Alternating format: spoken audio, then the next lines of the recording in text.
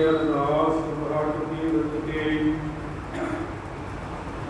गुरु रामदास राखो शरणाई। एक अरदास भाट कीरत के गुरु रामदास राखो शरणाई। तेरे कवन कवन गुण गावन तू साहिब गुणी निधाना। तुमरी महिमा वरण न सकूं तू ठाकुर ऊंच भगवान। सतनाम वाहिगुरु जी। चरण चलन रतन से सुनियर बह गए।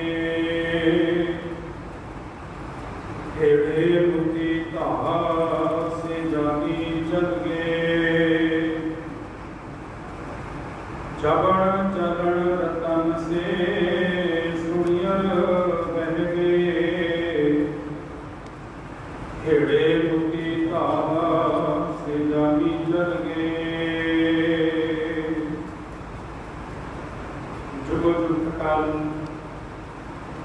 चवर छत्र तक के मालिक हसरा हजूर सारा स्वरूप शब्द गुरु गुरु ग्रंथ साहिब सच्चे पातशाह महाराज जी की पावन हाजूरी अंदर अमृत वेले पावन दरबार दियां हाजरियां भरे सत्संगी जमो बड़िया भागां वाले हो। जो गुरुदेव की अपार कृपा सत्कार आप जिया ने गुरु दरबार दियां हाजियां भरियां ने ते फेसबुक राही जिन्हां गुरु संतां ने सुर करके हाजियां भरियां ने सतगुर रहमत करन आप जिया ने रबी बाणी का कीर्तन श्रवण किया है। उपरांत समा है गुरशब्द विचार का बाबा फरीद साहब जी की पावन बाणी दे विचों आज दे 77 नंबर सलोक के अंदर बाबा फरीद साहब रहमत करते ने शब्द की अरबता तो पहला मनोगतियां उजागर करते प्यार का स्वरूप देव जी।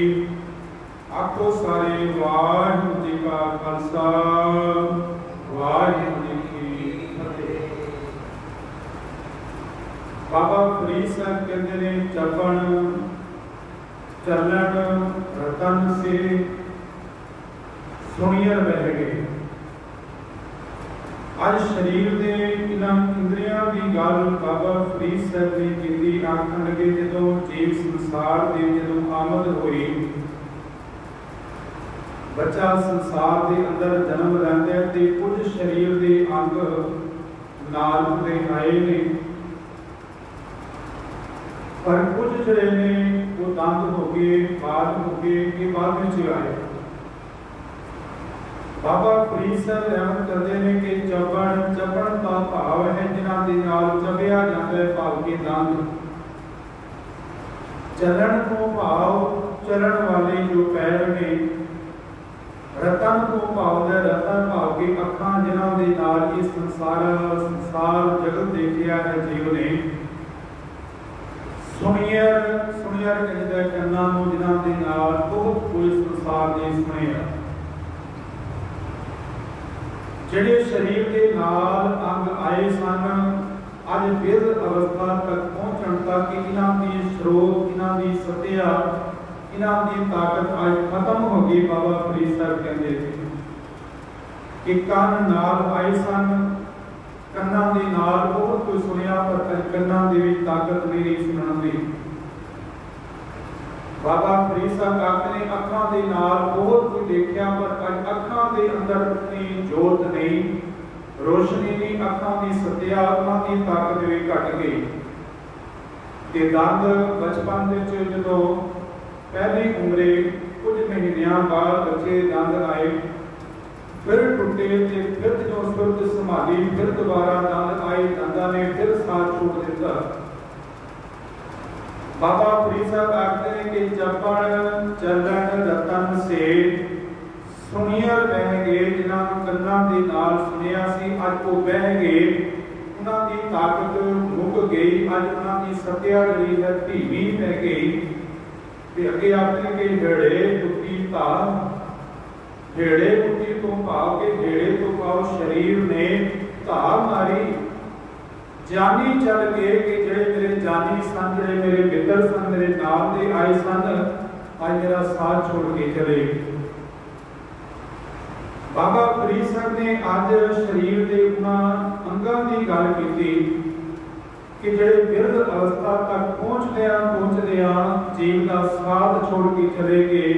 ਜਿਹੜੇ ਜੀਵ ਦੇ ਨਾਲ ਉਹਨਾਂ ਨੂੰ ਜੀਵ ਦਾ ਮਾਣ ਬਣਿਆ ਹੋਈ ਸੀ, ਜਿਹੜੇ ਮਨੁੱਖ ਨੂੰ ਬੜਾ ਮਾਣ ਸੀ ਆਪਣੇ ਇਹਨਾਂ ਅੰਗਾਂ ਦਾ। ਇਹਨਾਂ ਕਰਕੇ ਬਹੁਤ ਕੁਝ ਸੁਣਿਆ, ਇਹਨਾਂ ਅੰਗਾਂ ਦੇ ਨਾਲ ਬਹੁਤ ਕੁਝ ਦੇਖਿਆ ਵੀ, ਪਰ ਇਹਨਾਂ ਦੀ ਅਸਤਿਆ ਮੁੱਕ ਗਈ। ਹੁਣ ਬਾਬਾ ਫਰੀਦ ਸਾਹਿਬ ਇਸ ਲੋਕ ਅੰਦਰ ਕੀ ਸਮਝਾਉਣਾ ਚਾਹੁੰਦੇ ਨੇ? ਕਹਿੰਦੇ ਨੇ ਕਿ ਇਹਨਾਂ ਅੰਗਾਂ ਨੇ ਤੇ ਇੱਕ ਦਿਨ ਕਮਜ਼ੋਰ ਹੋਣਾ ਹੈ। ਉਸ ਤੋਂ ਪਹਿਲਾਂ ਤੂੰ ਆਪਣੇ ਸ਼ਬਦ ਦੇ ਨਾਲ, ਮਾਲਕ ਦੀ ਸਿਲਸਿਲਾ ਦੇ ਨਾਲ ਜੁੜ ਕੇ ਆਪਣੇ ਜੀਵਨ ਨੂੰ ਸਾਰਥਕ ਕਰ ਲੈ। ਦੇਖੋ ਰੱਬੀ ਹੁਕਮ ਹੈ, ਰੱਬ ਦੇ ਹੁਕਮ ਦੇ ਨਾਲ ਜਿੱਥੇ ਮਾਲਕ ਨੇ ਇਹ ਪੰਜਾਂ ਤੱਤਾਂ ਦੇ ਨਾਲ ਸ੍ਰਿਸ਼ਟੀ ਸਜਾਈ, ਪੰਜਾਂ ਤੱਤਾਂ ਦੇ ਨਾਲ ਹੀ ਇਹ ਸਰੀਰ ਬਣਿਆ ਹੋਇਆ ਹੈ। ਪੰਜ ਤੱਤ ਹੀ ਨੇ ਇਹ ਸਰੀਰ ਦੇ, ਜਿਹੜੇ ਅਸੀਂ ਆਖਦੇ ਹਾਂ ਕਿ ਹਵਾ, ਅਗਨੀ, ਪਾਣੀ, ਧਰਤ ਔਰ ਆਕਾਸ਼, ਇਹ ਪੰਜ ਤੱਤ ਨੇ। ਇਹਨਾਂ ਪੰਜਾਂ ਤੱਤਾਂ ਦੇ ਨਾਲ ਹੀ ਮਨੁੱਖ ਦੇ ਸਰੀਰ ਦੀ ਹੋਂਦ ਹੈ। ਔਰ ਇਸ ਪੰਜਾਂ ਤੱਤਾਂ ਦੇ ਸਰੀਰ ਦੇ ਵਿੱਚ ਪੰਜ ਗਿਆਨ ਇੰਦਰੀ ਨੇ ਤੇ ਪੰਜ ਕਰਮ ਇੰਦਰੀ ਨੇ। ਪੰਜ ਗਿਆਨ ਇੰਦਰੀ ਕਿਹੜੇ ਨੇ?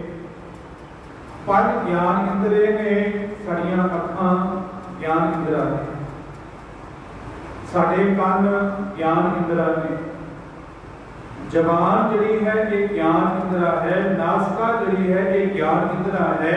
ਇਹ ਚਾਰ ਹੋ ਗਏ। ਤੇ ਪੰਜਵਾਂ ਜਿਹੜਾ ਹੈ ਉਹ ਤਵਜਾ ਹੈ, ਜਿਹਨੂੰ ਅਸੀਂ ਸਕਿਨ ਕਹਿ ਲੈਂਦੇ ਹਾਂ।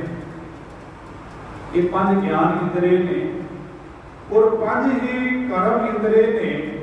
ਪੰਜ ਕਰਮ ਇੰਦਰੀਆਂ ਅੰਦਰ ਸਾਡਾ ਮੁਖ ਜ਼ਬਾਨ ਨਹੀਂ, ਜ਼ਬਾਨ ਗਿਆਨ ਇੰਦਰਾ ਹੈ। ਮੁਖ ਜਿਹੜਾ ਹੈ ਇਹ ਕਰਮ ਇੰਦਰਾ ਹੈ। ਹੱਥ ਔਰ ਪੈਰ ਇਹ ਸਾਡੇ ਕਰਮ ਇੰਦਰੀ ਨੇ। ਗੁਦਾ ਔਰ ਲਿੰਗ ਇਹਦੇ ਕਹਿ ਲਓ ਮਲ ਦੁਆਰ ਔਰ ਜਲ ਦੁਆਰ ਜਿਹੜਾ ਹੈ ਇਹ ਸਾਰੇ ਲਾ ਕੇ ਪੰਜ ਕਰਮ ਇੰਦਰੀ ਨੇ। ਸਰੀਰ ਦੇ ਵਿੱਚ ਪੰਜ ਗਿਆਨ ਇੰਦਰੀ, ਪੰਜ ਕਰਮ ਇੰਦਰੀ, ਪੰਜਾਂ ਤੱਤਾਂ ਦੇ ਨਾਲ ਇਸ ਮਨੁੱਖ ਦੀ ਹੋਂਦ ਹੈ। ਤੇ ਸੱਚ ਜਾਣਨਾ ਪੰਜਾਂ ਤੱਤਾਂ ਦਾ ਇਹ ਸਰੀਰ ਦੇ ਗਿਆਨ ਇੰਦਰੀਆਂ ਦੇ ਉੱਪਰ ਹੀ ਫਰਕ ਪੈਂਦਾ ਹੈ। ਇਹ ਗਿਆਨ ਇੰਦਰੀ ਵੀ ਦਾ ਅਸਰ ਕਬੂਲ ਕਰਦੇ ਨੇ ਤੱਤਾਂ। ਜਿਵੇਂ ਉਦਾਹਰਨ ਦੇ ਤੌਰ ਦੇ ਉੱਪਰ ਜਦੋਂ ਭੂਕੰਪ ਆਉਂਦਾ ਹੈ ਧਰਤੀ ਹਿਲਦੀ ਹੈ। ਹੁਣ ਸਰੀਰ ਮਿੱਟੀ ਦੇ ਨਾਲ ਹੀ ਬਣਿਆ ਹੋਇਆ ਹੈ। ਇਹਨਾਂ ਪੰਜਾਂ ਤੱਤਾਂ ਦੇ ਜੋ ਮਿੱਟੀ ਵੀ ਇੱਕ ਤੱਤ ਹੈ। ਜਦੋਂ ਭੂਕੰਪ ਆਇਆ ਤੇ ਮਨੁੱਖ ਦੇ ਉੱਪਰ ਵੀ ਅਸਰ ਪੈਂਦਾ ਹੈ। ਕਈ ਬੰਦੇ ਭੂਕੰਪ ਦੇ ਅੰਦਰ ਜਦੋਂ ਭੂਕੰਪ ਆਉਂਦਾ ਹੈ ਤਾਂ ਚੱਕਰ ਆਉਣ ਲੱਗ ਜਾਂਦੇ ਨੇ, ਕਿਉਂਕਿ ਧਰਤੀ ਦੇ ਨਾਲ ਮਨੁੱਖ ਦਾ ਸੰਬੰਧ ਹੈ। ਇਹਨਾਂ ਨੂੰ ਉਲਟੀਆਂ ਹੋਣ ਲੱਗੀਆਂ ਸ਼ੁਰੂ ਹੋ ਜਾਂਦੀਆਂ ਨੇ, ਕਿਉਂਕਿ ਉਹ ਪੰਜਾਂ ਤੱਤਾਂ ਦੇ ਵਿੱਚੋਂ ਇੱਕ ਤੱਤ ਹੈ। ਤੇ ਦੇਖੋ ਅਸੀਂ ਕਿਵੇਂ ਗੁਰਦੇਵ ਪਾਤਸ਼ਾਹ ਨੇ ਰਹਿਮਤ ਕੀਤੀ ਕਿ ਇਹਨਾਂ ਤੱਤਾਂ ਦਾ ਗਿਆਨ ਇੰਦਰੀਆਂ ਦੇ ਨਾਲ ਔਰ ਵਿਸ਼ੇ ਦੇ ਨਾਲ ਸੰਬੰਧ ਹੈ। ਸਭ ਤੋਂ ਪਹਿਲਾਂ ਅਸੀਂ ਲਵਾਂਗੇ ਹਵਾ, ਇੱਕ ਤੱਤ ਹੈ। ਹਵਾ ਦਾ ਜੋ ਵਿਸ਼ਾ ਹੈ ਉਹ ਸਪਰਸ਼ ਹੈ। ਹਵਾ ਚੱਲਦੀ ਹੈ, ਸਾਨੂੰ ਸਪਰਸ਼ ਕਰਦੀ ਹੈ, ਪਤਾ ਲੱਗਦਾ ਹੈ। ਵਿਸ਼ਾ ਜਿਹੜਾ ਹੈ ਉਹ ਸਪਰਸ਼ ਹੈ ਹਵਾ ਦਾ, ਔਰ ਜਿਹੜਾ ਇੰਦਰਾ ਹੈ ਉਹ ਤਵਚਾ ਹੈ। ਇਹਨਾਂ ਪੰਜਾਂ ਤੱਤਾਂ ਦੀ ਅਸੀਂ ਗੱਲ ਕਰਨੀ ਹੈ ਤੇ ਪੰਜਾਂ ਇੰਦਰੀਆਂ ਦੀ ਗੱਲ ਕਰਨੀ ਹੈ। ਥੋੜਾ ਜਿਹਾ ਸਮਝਣ ਵਾਲਾ ਇਹ ਸਬਜੈਕਟ ਹੈ, ਜਿਹੜੀ ਧਿਆਨ ਦੇਣਾ। ਮਹਾਰਾਜ ਨੇ ਰਹਿਮਤ ਕੀਤੀ ਕਿ ਜੇ ਹਵਾ ਇੱਕ ਤੱਤ ਹੈ, ਹਵਾ ਦੇ ਨਾਲ ਇਹ ਸਰੀਰ ਦਾ ਇੱਕ ਤੱਤ ਹੈ ਤੇ ਇਹਦਾ ਜਿਹੜਾ ਵਿਸ਼ਾ ਹੈ ਉਹ ਵਿਸ਼ਾ ਹੈ ਸਪਰਸ਼, ਔਰ ਇੰਦਰਾ ਜਿਹੜਾ ਹੈ ਉਹ ਤਵਚਾ ਹੈ। ਅਗਨੀ ਦੂਸਰਾ ਤੱਤ ਹੈ। ਅਗਨੀ ਦਾ ਜਿਹੜਾ ਵਿਸ਼ਾ ਹੈ ਉਹ ਰੂਪ ਹੈ, ਔਰ ਇੰਦਰਾ ਜਿਹੜਾ ਹੈ ਉਹ ਨੇਤਰ ਨੇ। ਨੇਤਰਾਂ ਦੇ ਨਾਲ ਹੀ ਰੂਪ ਦੇਖਿਆ ਜਾਂਦਾ ਹੈ। ਉਹ ਅਗਨ ਦਾ ਹੀ ਇੱਕ ਇੰਦਰਾ ਹੈ ਤੇ ਇੱਕ ਵਿਸ਼ਾ ਹੈ। तीसरा जिहड़ा तत्त है हवा, अग्नि, पानी। पानी जिहड़ा है उसका विषय है रस, रस तो पाਉਂਦੇ स्वाद। ਤੇ ਉਹ ਜਿਹੜਾ ਇੰਦਰਾ ਹੈ ਉਹ ਹੈ ਸਾਡੀ ਜੇਬਾ। ਜੇਬਾ ਦੇ ਨਾਲ ਅਸੀਂ ਸਵਾਦ ਦਾ ਅੰਦਾਜ਼ਾ ਲਗਾਉਂਦੇ ਹਾਂ, ਪਤਾ ਲਗਾਉਂਦੇ ਹਾਂ ਇਹਦਾ ਵਿਸ਼ਾ ਜਿਹੜਾ ਹੈ ਰਸ ਹੈ ਤੇ ਇੰਦਰਾ ਜਿਹੜਾ ਹੈ ਉਹ ਸਾਡੀ ਜੇਬਾ ਹੈ। ਹੁਣ ਤਿੰਨ ਤੱਤ ਹੋ ਗਏ, ਤਿੰਨ ਹੀ ਵਿਸ਼ੇ ਹੋ ਗਏ ਔਰ ਤਿੰਨ ਹੀ ਇੰਦਰੇ ਹੋ ਗਏ। ਚੌਥਾ ਜਿਹੜਾ ਤੱਤ ਹੈ ਉਹ ਹੈ ਧਰਤੀ, ਜਿਹਨੂੰ ਅਸੀਂ ਮਿੱਟੀ ਕਹਿ ਦਿੰਦੇ ਹਾਂ। ਹੁਣ ਮਿੱਟੀ ਦਾ ਜੋ ਵਿਸ਼ਾ ਹੈ ਉਹ ਗੰਧ ਔਰ ਸੁਗੰਧ ਹੈ और इंद्रा नासिका है। नासिका के नाल ही सानू इन्हां चीज़ां के बारे गंधी सुगंधी का पता लगता है। अखीरला जिहड़ा तत्त है वो है आकाश। आकाश का विषय है शब्द या कह लईए नाद, ते नाद का संबंध कन्नां दे नाल है। भाव कि इंद्रा जिहड़ा है कंन ने और विषय जिहड़ा है वो शब्द है। ये पांच तत्त होए, पंजां तत्तां दे पांच इंद्रे होए, ज्ञान इंद्रे होए ते पांच ही ये रस ने। हुण सतगुरु महाराज आखदे ने कि इन्हां पंजां तत्तां नूं कंट्रोल करन वाला, बस करन वाला मन है।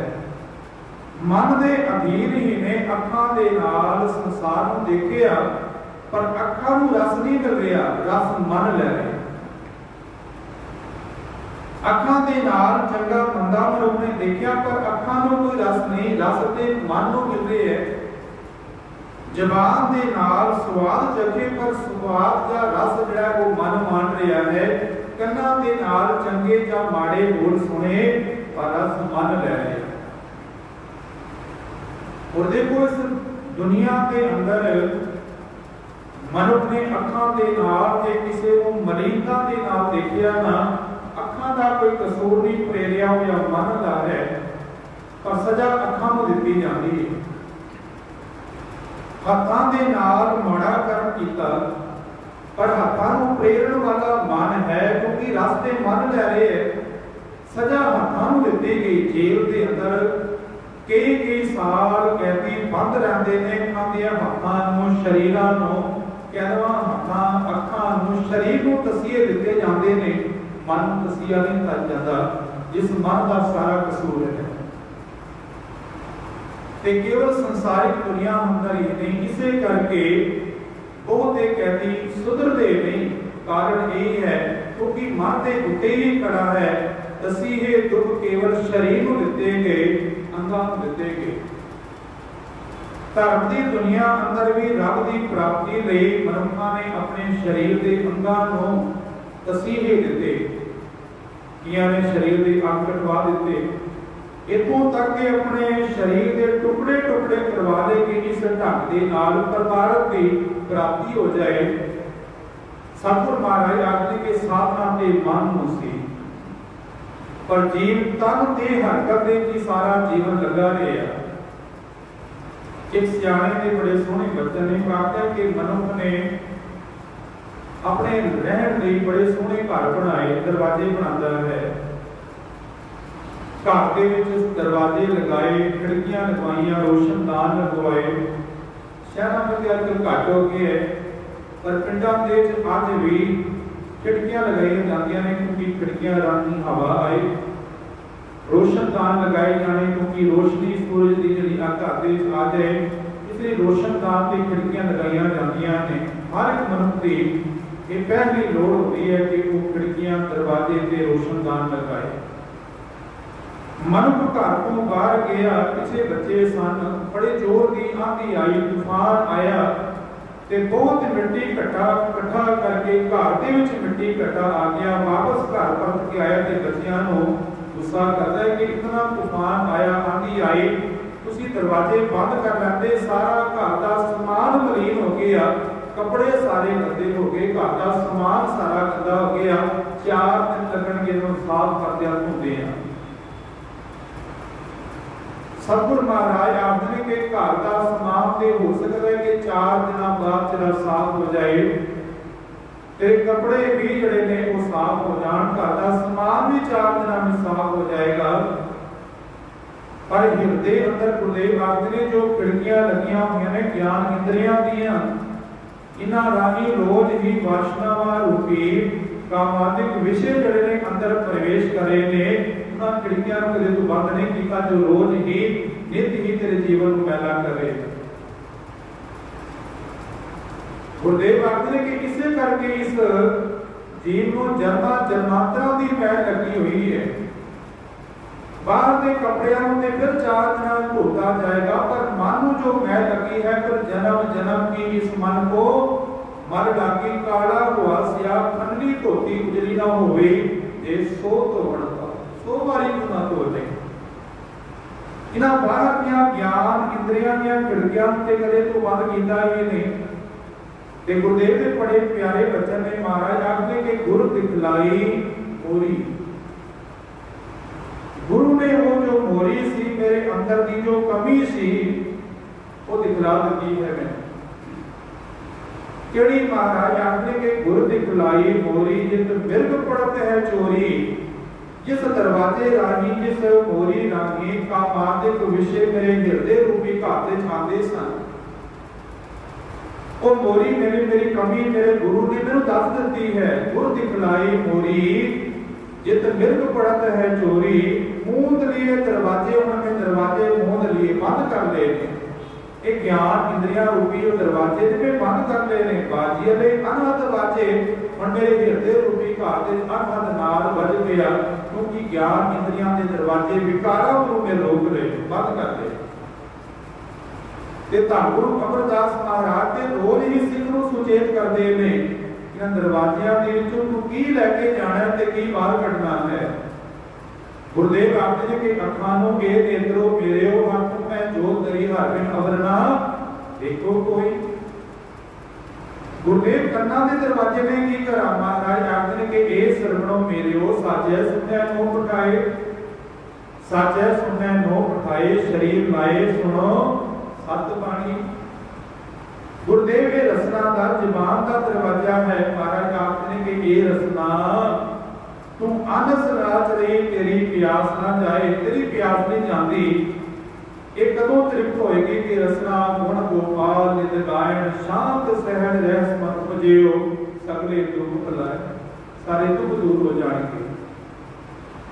ते जिन्हां ने फिर इन्हां दरवाजियां नूं बंद कर लिया ते हृदय रूपी घर दे अंदर गुरु दे शब्द नूं वसा लिया ना, सच जानना फिर शरीर दे उपर भावें आरा ही क्यों ना चले, शरीर के भावें दो फाड़ ही क्यों ना हो जान, अखीर वेले तक जपजी साहब का पाठ शुरू होया ते जनी नाम ध्याया गे सिद्ध घार नानक दे पुजले केती छुट्टी नाल वो लिबड़ टुटदी नहीं।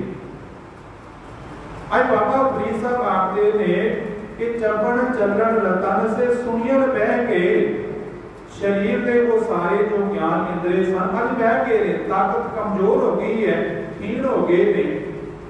पर इन्हां दे क्षीण होण तो पहला सत्या खत्म होण तो पहला तू गुरु दे शब्द नाल जुड़ जा, तेरे अंदर रूहानियत पैदा हो जाए, तेरा जीवन सफल हो जाए। जे भाई मती रात चांदनी दी चौक दी पावन धरती दे उपर सीस पर आरा चल रहा है, इतों तक के जवाब दे भी विचों दो टुकड़े हो गए। पर सारे विद्वान इस गल नूं लिखदे ने कि मालिक की बाणी के नाल जपजी साहब की बाणी नाल जुड़े हुए ने। शरीर के टुकड़े हुए पर अखीर दिल तक आवाज आई कि जनी नाम ध्याया गे मुश्किल का नानक ते पुजले केती छुट्टी नाल किहड़े जिन्हां ने गुरु के शब्द को अपने हृदय अंदर कमा लिया। क्योंकि इन्हां इंद्रियां ते समय के नाल क्षीण होना ही है, कमजोर होना ही है। सतगुरु महाराज जी पावन बाणी दे सतगुरु के बचन ने आखने कि थाके नैन श्रवण सुन थाके थाकी सुंदर पाया। गुरुदेव आखने के अखां भी थक गई ने, जिन्हां अखां दे नाल बहुत कुछ देखे आ। अखी देख न रजियां वो रंग तमाशे भाई गुरदास जी आखने बहुत कुछ देखा अखां दे नाल, पर अज ना अखां अंदर भी ताकत खत्म हो गई है। मनुख ने ग्लास दवाए हुए, चश्मे लगाए हुए ने, पर पहले वाली वो सत्या नहीं रही। गुरुदेव आखते कि थाके नैन श्रवण सुन थाके, हुण कान भी थक गए ने, कन्ना भी सुनने की ताकत हम उतनी नहीं रही। सुंदर काया भी थक गई है, पहले वर्गी नहीं रही। जरा आपकी समत थाकी, सतगुर आखिर के जरा बुढ़ेपे ने आके दस्तक दी, बुढ़ेपे ने आवाज मारी, सब मत थाकी ते हुण मत भी थक गई है। पर भुल जाता है अपनी गल कह के, जिसमें गुरुदेव आखते हैं कि 70 का मतहीन असिया का व्यवहार ना पवे, अपनी गल कह के आप भुल जाता है। समय के नाल किवा करना सारे पर समान है। महाराज आपने कि जरा आपकी सब मत थाकी, एक न थाकस माया, पर हृदय दी अंदर दी वासना वो भी थकी। मैनू कह देना अखां दी ताकत जड़ी है वो खत्म हो गई, कन्ना दे सुनन दी ताकत हो गई, पर वासना अजे भी टिकी हुई है। अजे भी अखां दे नाल सोचदा है कि कुछ देखिया जाए, कन्ना दे नाल निंदिया का रस लेना चाहता है, जबान दे नाल बहुत कुछ वासना को प्राप्त करना चाहते हैं, क्योंकि एक न थाकस माया अंदर दी वासना अजे भी नहीं मुकी। मेरी गल समझना कि बुढ़ेपे दे आके शरीर दे इंद्रियां ने भावें ताकत कमजोर होने करके बल मुक गया, पर अंदर की वासना बुढ़ेपे भी नहीं होगी। एक गुरुदेव के पावन वचन ने महाराज आखिर के थाके मैं श्रवण सुन थाके, थाकी सुंदर काया, जरा हाकी सब थाकी, एक न थाकस माया बावरे, ते ज्ञान विचार ना पाया, जिसका जन्म गवाया, अपना जीवन को व्यर्थ कर लिया। सेठ शादी तुरे जा रहे सन, वृद्ध अवस्था थी ते शरीर भी मुड़ गया बुढ़ेपे करके। नौजवान बच्चे को रोन लगे थे, मजाक कर लगे, हंसन लगे। सेठ शादी में बैठ गया, वापस जो परत के आए ना, सेठ शादी में जमीन के जो कुछ मिट्टी चुकी अपने अखां दे कोल लेके आता है, फिर चंगी तरह फ्लोर की सुट देता है, फिर चुकदा है, फिर देखदा है अखां दे कोल, फिर रख देता है। उन्हें जवान बच्चों ने कहा कि बाबा की लभदा है मिट्टी दे विचों, सानू दस, असीं लभ के देंगे। सेठ शादी कहने लगा, इस मिट्टी दे विचों मैं जवानी देख रहे हैं, कदे मेरे पर भी जवानी सी, इन्हां अखां दे च रूहानियत सी, अखां दे अंदर जोत सी, कन्नां दे सुनन दी ताकत सी, अज वो नहीं रही। ये माफ करना, कल तुहाडे पर भी नहीं रहनी। तुसी आज मेरे पर मजाक कर रहे हो, हंस रहे हो, कल तुहाडे पर भी नहीं रहनी। वो बच्चे सिर झुका के लग गए। सतगुरु आखने के सारे पर यह हालत आएगी, पर कुर्बान जाना धन गुरु अमरदास सच्चे पातशाह पर 60 साल की उम्र है जब धन गुरु अंगद देव महाराज की शरण से आए। 12 साल सेवा की, तकरीबन 72 साल की उम्र हो गई है। जुलाई ने कहा सी कि अमरू दिखावा है, साकी आपको याद है, ये साकी पर नहीं जाना। जुलाई ने कहा सी कि अमरू दिखावा है, ते धन गुरु अमरदास सच्चे पातशाह नूं गुरु अंगद देव महाराज ने अंग दे नाल लाया ते आखणगे बाबा अमरदास तू निमाणियां दा मान, निताणियां दा तान, नियोटियां दी ओट, निपतियां दी पत, निगतियां दी गत, 12 वार दे के निवाजिया गुरु अंगद देव सच्चे पातशाह ने। ਉਹ ਧੰਨ ਗੁਰੂ ਅਮਰਦਾਸ ਮਹਾਰਾਜ ਆਪਣੀ ਪਾਵਨ ਬਾਣੀ ਦੇ ਵਿੱਚ ਭੱਟਾਂ ਨੇ ਉਹਨਾਂ ਦੇ ਵਰਤਾਏ ਆਖਿਆ ਕਿ ਚਰਨ ਤਾਂ ਪਰ ਸਕਿਆਤ, ਚਰਨ ਗੁਰ ਅਮਰ ਬੋਲ ਰਹੇ, ਪੈਰਾਂ ਦੇ ਨਾਲ ਗੁਰੂ ਦੇ ਦੱਸੇ ਹੋਏ ਰਾਹ ਦੇ ਉੱਪਰ ਜੋ ਕੀ ਰਾਹ ਦੇ ਉੱਪਰ ਚੱਲਣਾ ਹੈ ਕਿ ਹਸਤੀ ਸੱਚੋਂ ਅੰਕਸ਼ ਹੈ, ਇਹ ਰਣ ਜਿਉ ਸਿਰਦੇ ਮਨ ਤਨ ਆਗੇ ਰੱਖ ਕੇ ਉਹ ਵੀ ਸੇਵ ਕਰੇ ਗੁਰੂ ਦੱਸਿਆ ਮਾਰ। चरण ना पर सकियात तो चरण गुरु अमर बोल रहे, हाथ ना पर सकियात तो हाथ लगे गुरु अमर पे, जी ना पर सकियात तो जी गुरु अमर पणी जय, नैन ना पर सकियात नैन गुरु अमर पकी जय, श्रवण ना पर सकियात श्रवण गुरु अमर सुन जय, सकिया सो योजित ही है बसै, गुरु अमर दात जगत पित, सकिया सो सिर जाला पणे जो सिर नेवे गुरु अमर नित। बाबा फरीद साहब आखते हैं कि मेरे जानी जो नाल दे सन अज वो थक गए, वो मेरा साथ छोड़ के चले गए।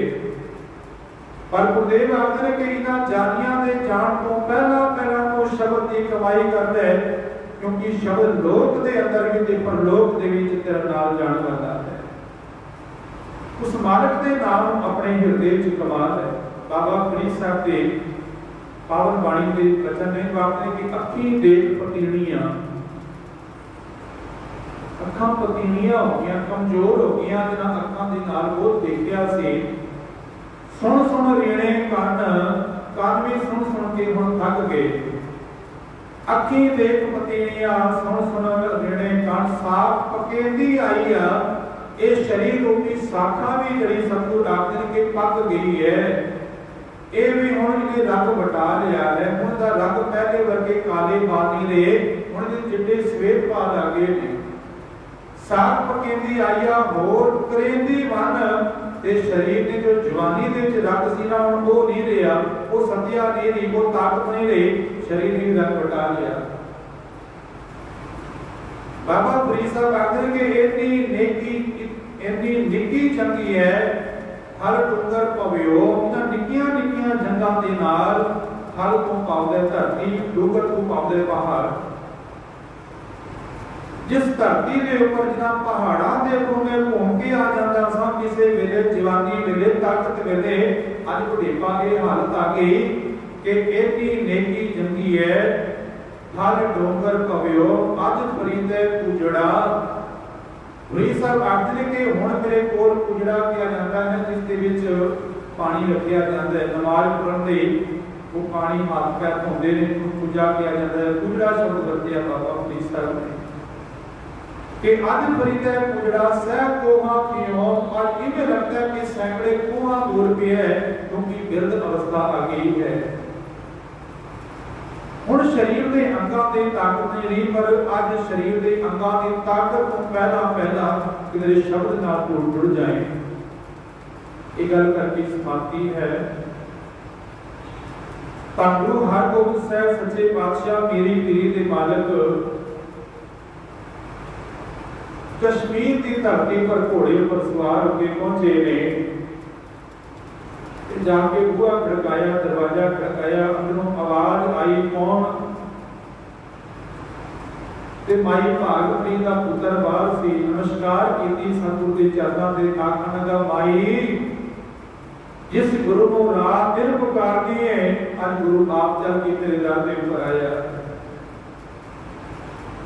सतगुरु महाराज ने दर्शन किए, अखां की जोत भी घट गई है। इतिहासकार लिखते हैं अखां दे जो धुंधला नजर आता है, पर भावना के नाल माई भागपरी ने एक वस्त्र तैयार किया। आखन जी गुरुदेव मेरी इच्छा ना है, ये मेरा वस्त्र प्रवान करो। गुरुदेव ने वो वस्त्र धारण किया। आखन लगी मैं चाहती हूं दर्शन करा। इतिहासकार लिखते हैं कि सतगुरु महाराज ने वो वस्त्र पाया। माई भागपरी ने सतगुरु के दर्शन किए, चरणों के मत्था टेकिया। सतगुरु आखन लगे चरणों मत्था टेकिया काफी समा हो गया, उठाओ। की देखते हैं कि श्वास पूरे हो गए। बस चाहना सी कि मालिक के दर्शन कर लवा। इन्हां अखां ने, इन्हां कन्नां के स्रोत घटनी ही है, पर किते उस मालिक का नाम, उस परमेश्वर का दर्शन तेनों प्राप्त हो जाए। ते तां गुरु हरगोबिंद साहब महाराज ने अपने हाथी संस्कार किया सी कश्मीर की धरती पर माई भागपरी का। सतगुरु बाबा फरीद साहब जी आज रहमत करते हैं, आपने कि जबन चलन रतन से सुनियर बह गए। आज दंद भी ताकत नहीं रही, दंद भी नहीं रहे, पैरों अंदर भी ताकत नहीं रही, कंधा अंदर भी ताकत नहीं रही। सुनियर बह गए हेड़े पतीता, शरीर ने ढा मारी कि जानी चल गए। मेरे नाम के जानी मेरे मित्र चल गए, पर उन्होंने जान को पहला किधरे हृदय अंदर गुरु के शब्द वसा लें, मालिक के नाम अपने हृदय वसा लें। तेरा एक लोग सुखिया पर लोग सुखेला हो जाए। सतगुरु कृपा कर बोलते बेअंत प्रताप मेरा गुरु समर्थ है, संगत बख्शण योग है। बख्श देना जी आपको प्यार नाल। वाहिगुरू जी का खालसा